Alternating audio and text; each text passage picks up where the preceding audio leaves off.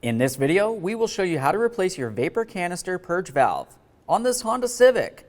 This will be located along the rear driver's side of the engine. Let's get into it.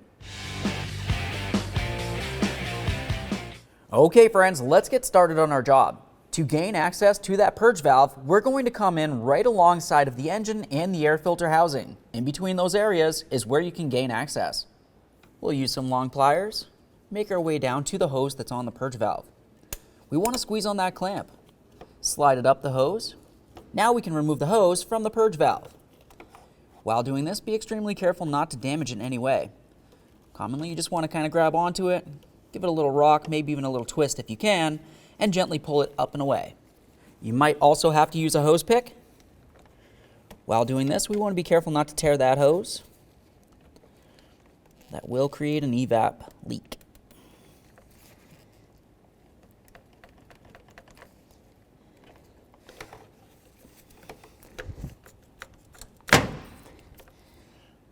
We'll just give that hose a quick inspection.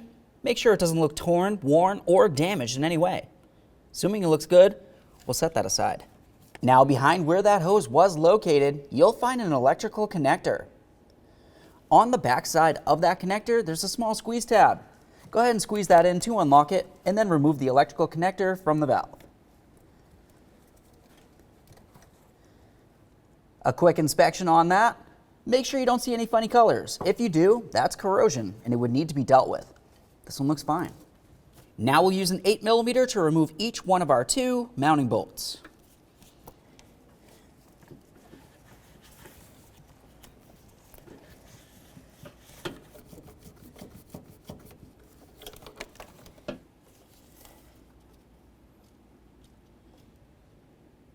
There's that one bolt. Make sure you give it a quick inspection and then set it aside. We'll do the same to the other mounting bolt.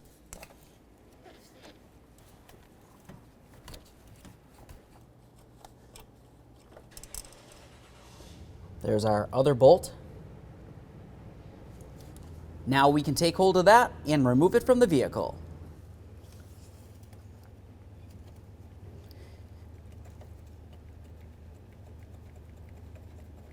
This can be a little bit difficult to remove because there is an O-ring.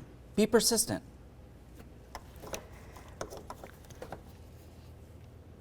There it is, friends.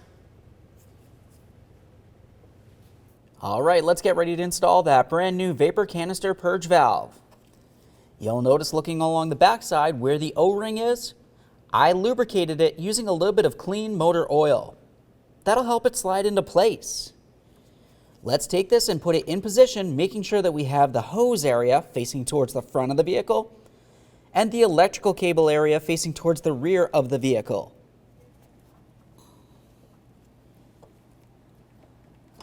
Once you feel as though you have it properly aligned, go ahead and slide it right down in. Once you have that pressed into position, we'll be continuing on with our two 8mm headed mounting bolts. Start them in, snug them up.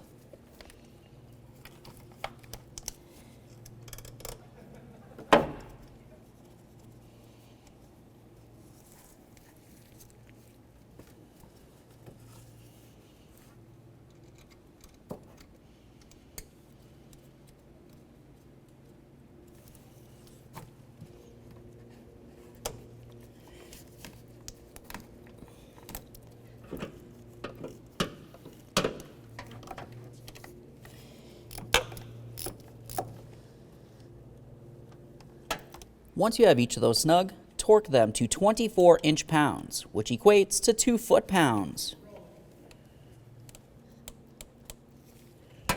There we are.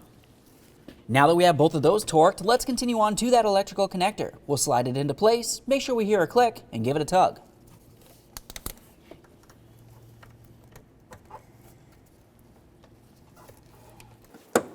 Give it a tug, make sure it is secured. Move along to the hose, slide it into place, reinstall that clamp to its original position.